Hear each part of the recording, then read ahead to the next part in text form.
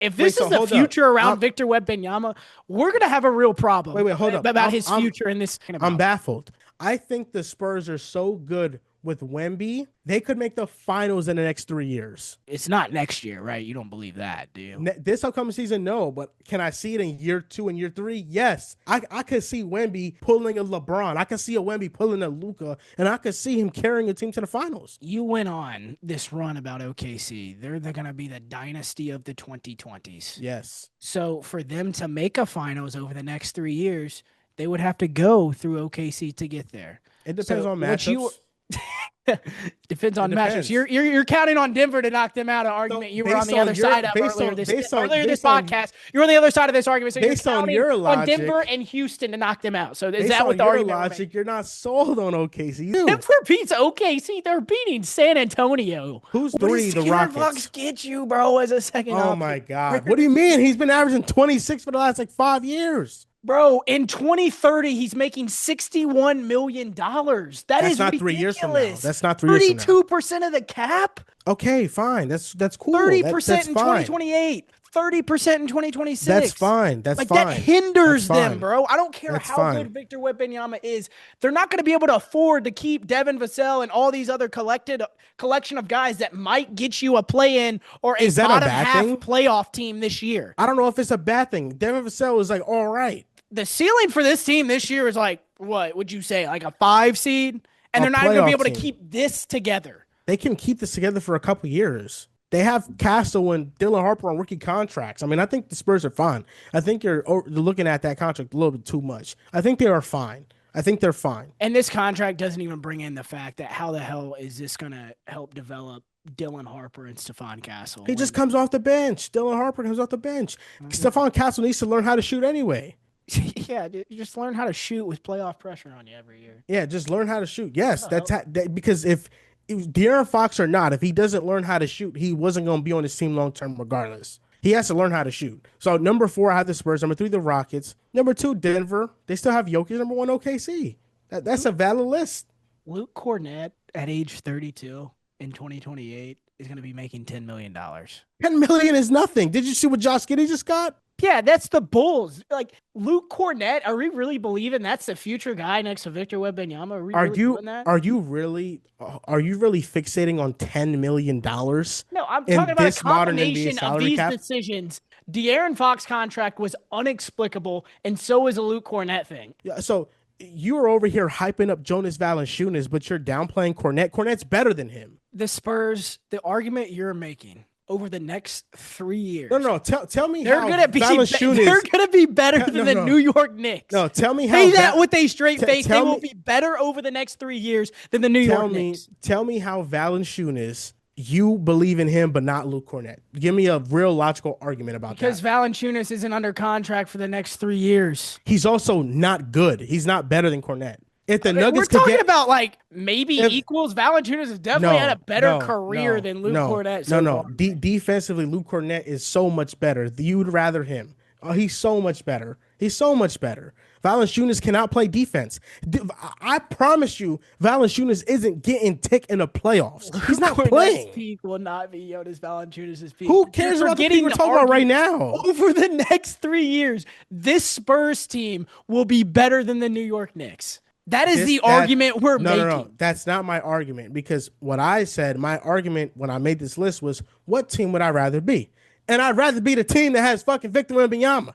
That's it. I don't care. That's it. That is it.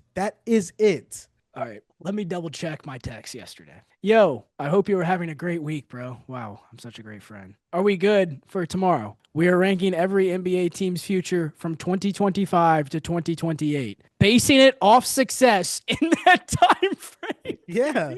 I should have put it in caps. It's on me, honestly. Oh my God, De'Aaron Fox.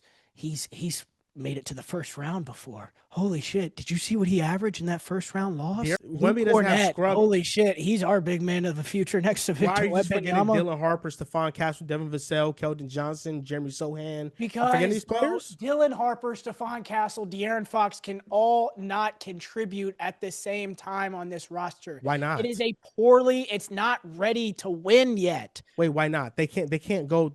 I saw OKC go 3 guard lineups in 2019 with Chris Paul, Dennis Schroeder, and Shea. How far did they make it? They made it to the playoffs when they were projected not to make it. Okay, that's fair. We're talking about the playoffs. You're talking a top 5 team in the league over the next 3 years. We're talking about championship contenders. We're not talking about the Chris Paul led Oklahoma City Thunder. I'm not talking about that. Crazy pool. I'm talking about, you said that the 3 guard lineup can't work, and I'm asking why not? Why can't it? I have to see that. That's a good thing to have. 3 players that can all attack the basket, and we're not going to sit here and act like a good thing. No, we're not going to sit here and act like it's a good thing to have. It would be better if they had De'Aaron Fox and maybe a Trey Murphy, like you talked about, or maybe a Mikal Bridges, like you talked about. No, but that's not the option. The option, would it be better if they didn't have De'Aaron Fox at all? It would be better if they had De'Aaron Fox on a logical contract, that and a tradable contract. It doesn't have to be a full-blown max. How many teams would have given De'Aaron Fox that contract? Doesn't matter. The Sacramento Kings, it makes them much better, are handing out money to Dennis Schroeder, Zach LaVine, DeMar DeRozan. Who cares?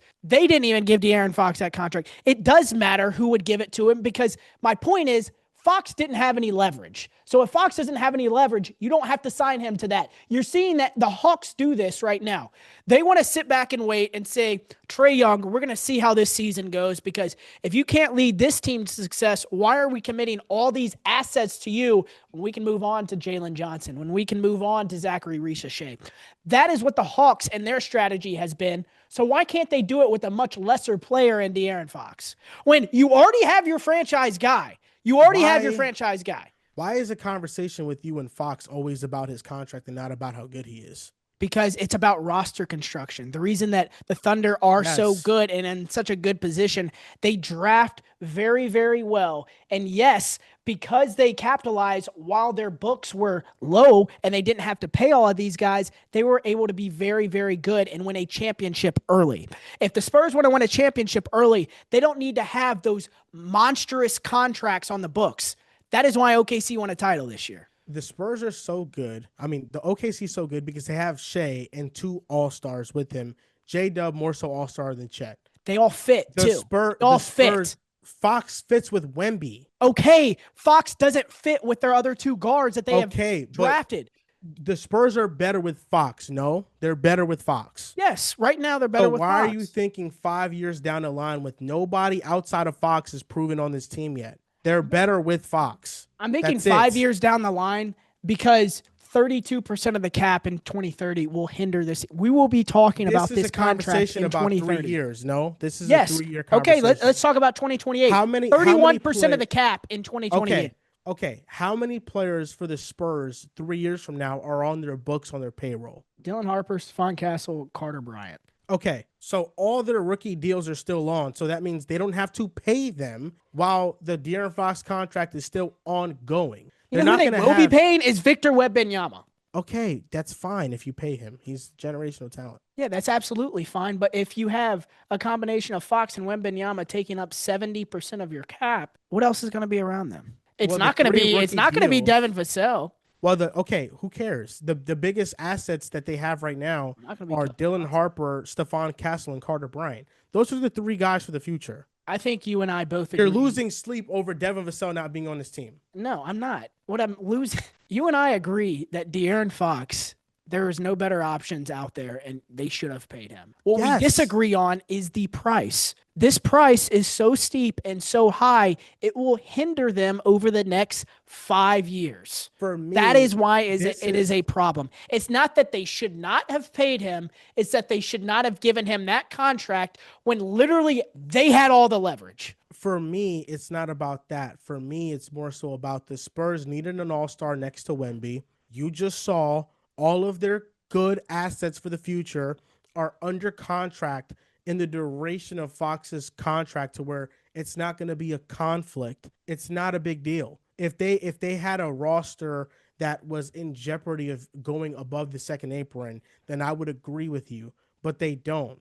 And they don't have to make paying Keldon Johnson or Devin Vassell a priority. And this is the team with the second most draft capital this decade. So they're going to be just fine. They have picks. They have a lot of picks. They're going to be just fine. This contract doesn't hinder them. It makes them better. This is going to be a fun season.